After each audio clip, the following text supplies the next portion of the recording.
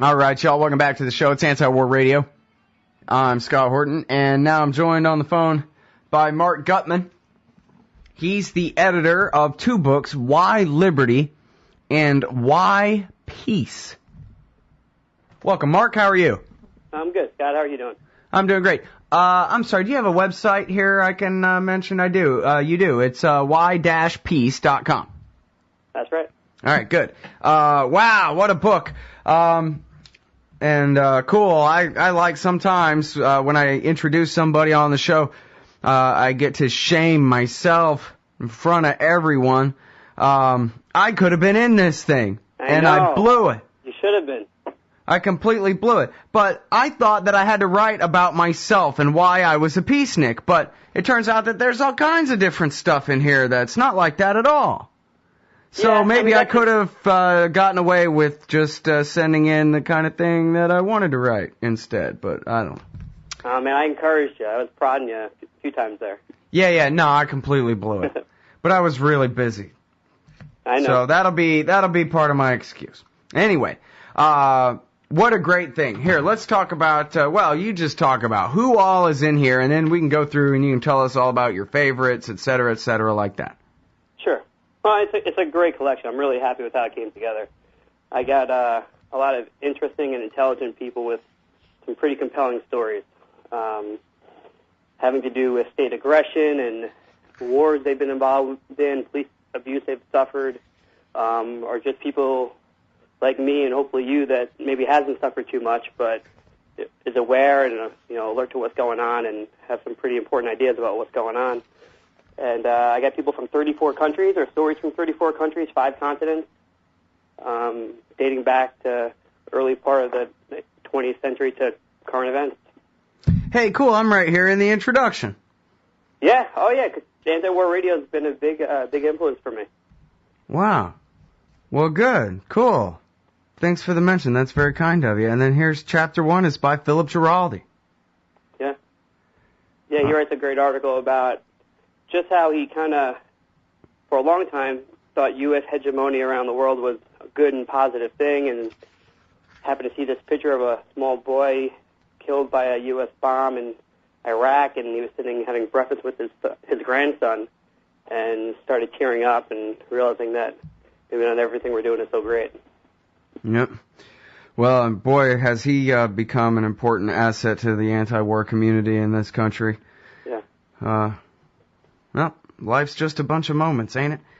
Tell you what. All right, well, now go through and tell us, hell, you got 20 minutes, 15 anyway, to tell us about who all's in this book, what all awesome things they wrote. Give us your best infomercial for Why Peace. All right.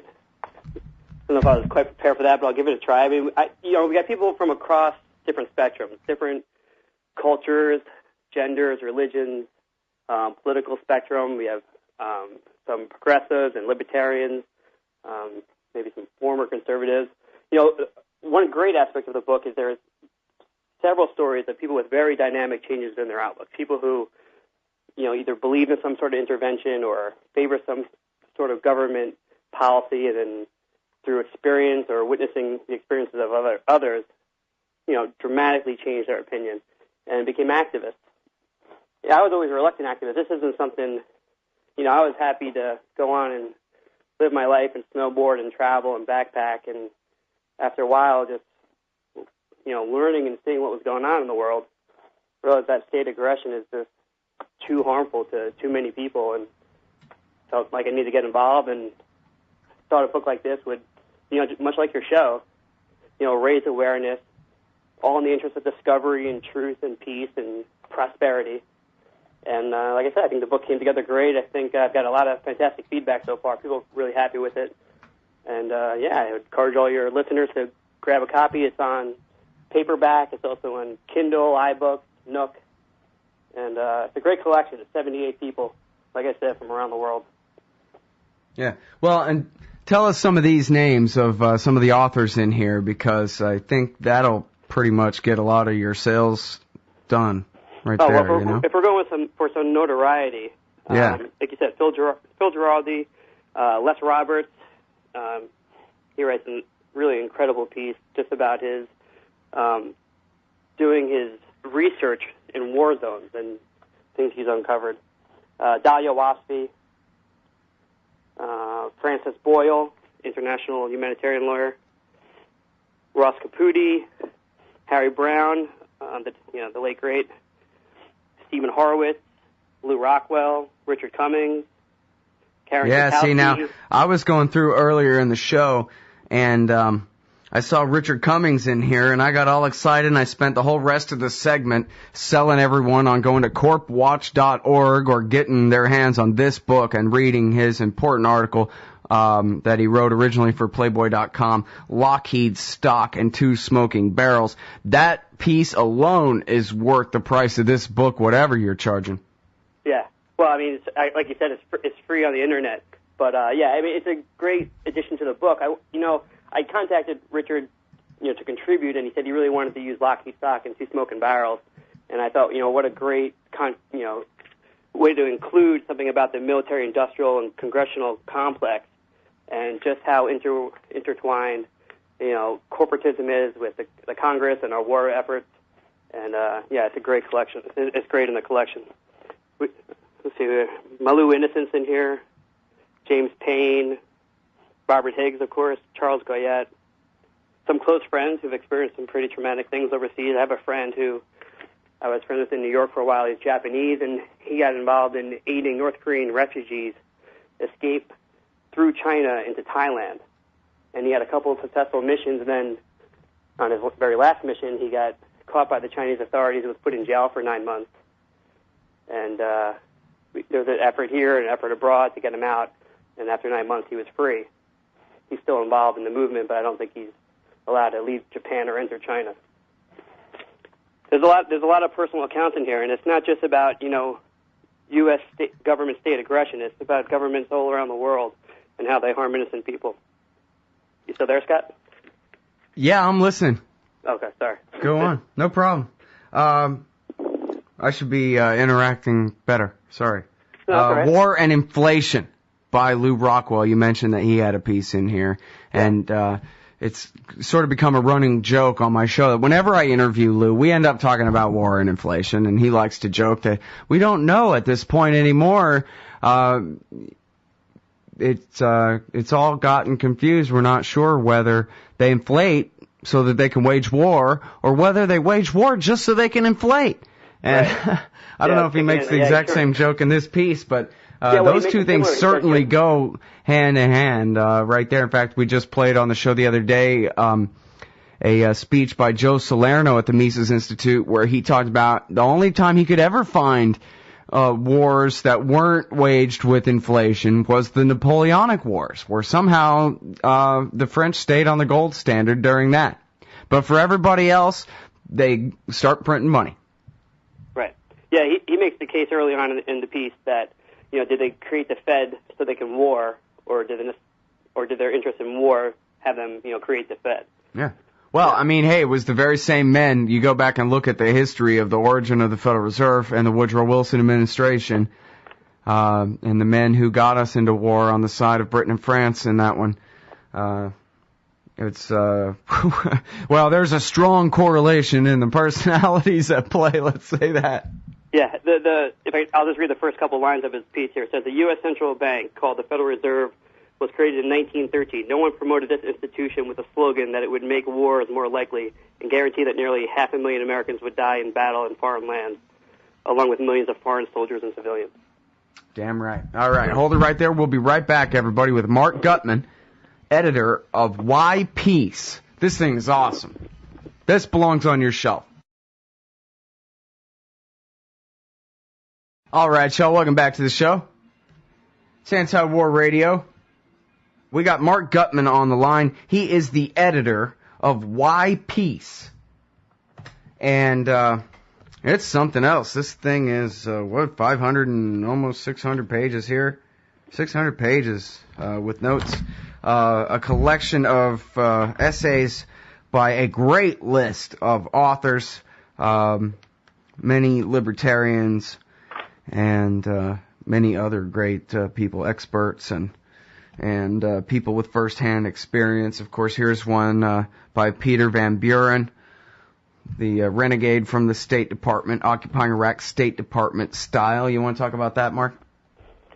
Yeah, he just talks about the huge embassy in Iraq and the State Department's private military, and just how we're going to have a long-term presence there for a long time. Gets a good bit more involved in that, but it's a really good piece in the book, too. And this book isn't only about, military aggression. This is all about, state aggression on every level, down to the most basic levels of authoritarianism. I mean, there's a story of campesinos in Colombia being pushed off their land because their crops are all dead from drug war fumigations trying to kill cocoa crops and things like that. I mean, there's a big, array of discussion here. It's pretty, like I said, it's a great collection.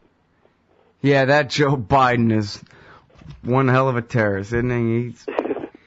He makes Bin Laden look like a nobody. Here's one by Pepe Escobar. This will get some copies sold. Hey, everybody. There's an essay by Pepe Escobar in here. It's called From Guernica to Fallujah. I've never read that. That sounds interesting. Sounds really, really important. There's a story that, I think Fallujah, that's really important to a lot of people in the world, but maybe not so much to Americans. But, boy, it should be. Oh, it really should be. Ross Caputi, who was a U.S. soldier in Fallujah at the time, writes an incredible piece in the book, too, about his experience in Fallujah. He's married to Dahlia Wasfi, actually, who's also in the book. Oh, I see. I actually saw that Josh Stieber has a piece in here, Battle for the Mind in the Heart of War, and people might remember his name. He's been on the show before. He and his buddy Ethan McCord were, I guess, one or the other. I guess it was Ethan McCord was the guy that's one of the people on the ground in the Collateral Murder video, the slaughter of the Reuters reporter and other innocents by the Apache helicopters there in Solder City in 2007.